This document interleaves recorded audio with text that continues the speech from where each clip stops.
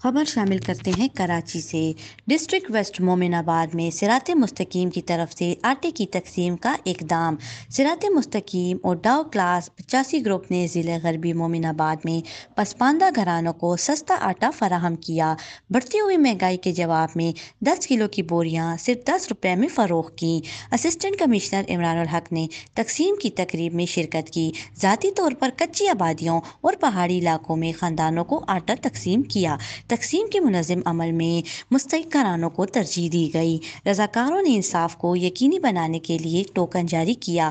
डाउ क्लास 50 के administrator doctor Nadeem Zafar ने महंगाई के बारे में कम्युनिटी के खदशात को उजागर किया और ताउन जारी रखने का वादा किया। सरात मुस्तकीम वेलफेयर ट्रस्ट के चेयरमैन मुज़म्मिल मलिक ने सस्ती खुराक की अहमियत पर जोर देते हुए हुकूमत पर जोर दिया कि वो महंगाई से निमटने और रोज़गार के मौके पैदा करे।